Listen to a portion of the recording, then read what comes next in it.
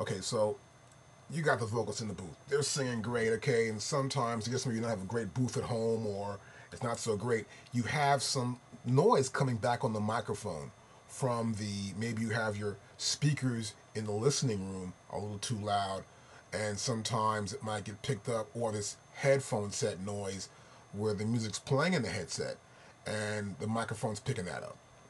And sometimes you get this little noise in the background at a certain frequency. So I'm going to go back here and look at the vocals. I'm going to solo the vocal tracks here in the vocal group and get an idea. Oops, that's a mute. Let me go to solo. I think I'm going to go here to I/O as well too. Let's go to I/O. And we can get a little, there we go. We get a little breakaway fader. Pull the breakaway fader up. And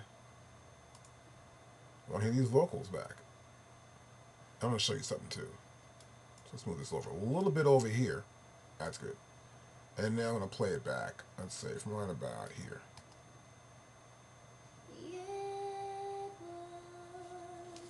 Turn up a little bit, maybe you can hear a little better.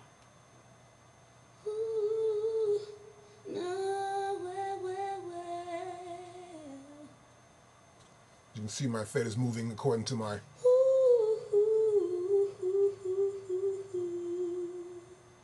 Now what's going on, you might even hear this, but what's happening here is that I've got another EQ here. See this EQ right here?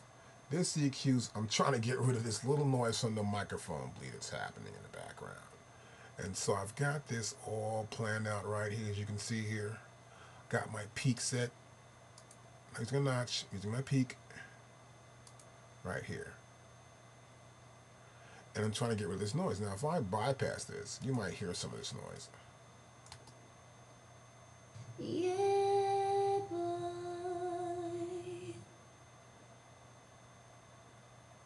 Ooh, no, well.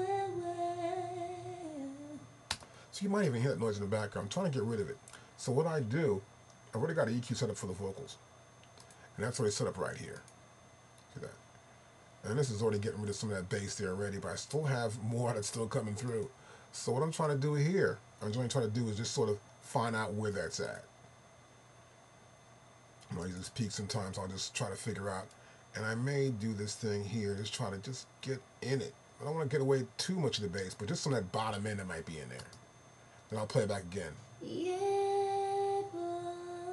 Now granted, when the music starts playing, I'm not going to hear much of this, but I want to make sure if I get real intimate and I say, okay, I want to pull out the music here and let the vocals go with some reverb and then bring it back in real quick, I want to make sure that I can do that.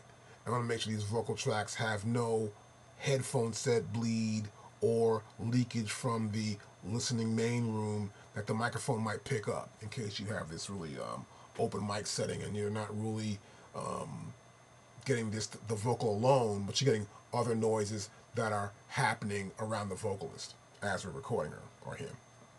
So I'll do this a lot, and I just want to make sure I get that out of there, and I'll just test it and see how it sounds within the track. But it's important for you to remember that you may have some mic bleed, and if you do, try to get rid of it so you can have a nice clean vocal track.